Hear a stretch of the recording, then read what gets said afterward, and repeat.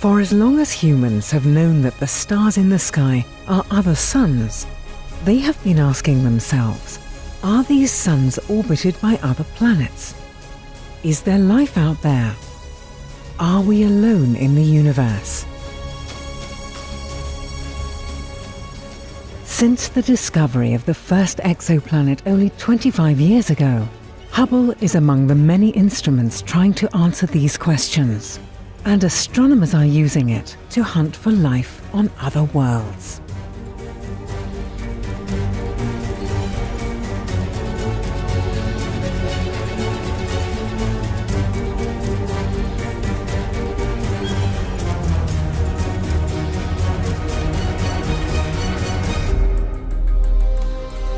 "25 years have passed since the first exoplanet was discovered, and 8 years since Hubble made its first direct image of an alien world.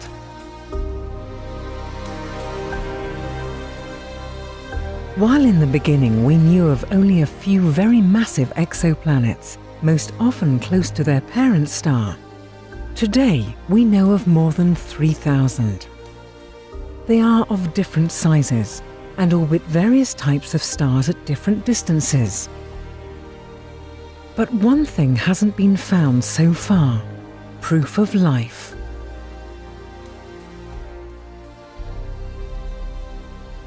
Despite all the progress made in recent decades, the hunt for exoplanets is still a challenging one.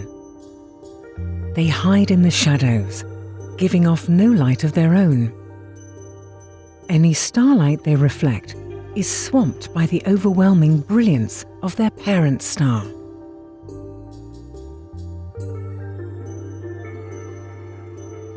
This makes it especially difficult to find Earth-sized planets in the so-called habitable zone, the region around the star where liquid water can exist on the surface of a planet. And water is essential to all life as we know it. Water only remains liquid within a narrow range of temperatures.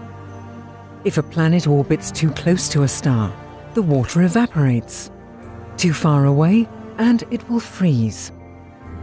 The thin band between these extremes, the habitable zone, represents the most probable abode of alien life.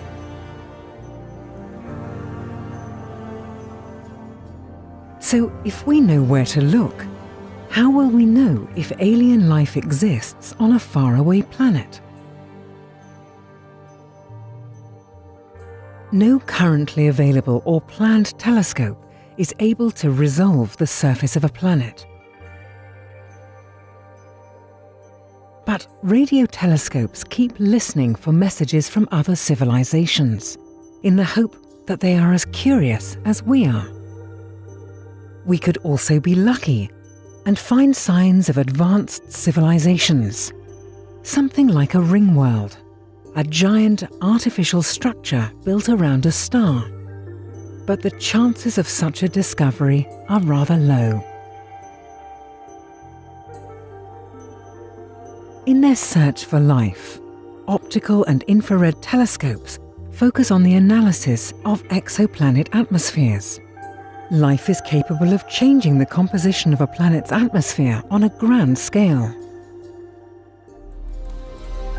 The oxygen in the Earth's atmosphere was released billions of years ago by microscopic organisms.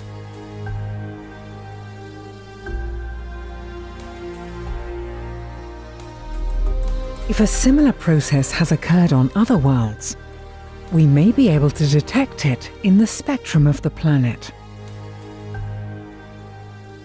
From late 2016, European astronomers will use almost 500 orbits of Hubble, corresponding to just over a month of observing time, to make a detailed study of the atmosphere of hundreds of already known exoplanets. Hubble has studied alien atmospheres before, but this program offers an unrivaled chance to learn more about them than ever before. The data we gather in the next months from Hubble will be a fundamental database for further studies. And with the power of the upcoming next generation of telescopes in space and on the ground, astronomers may be closer than ever before to discovering life elsewhere in the universe.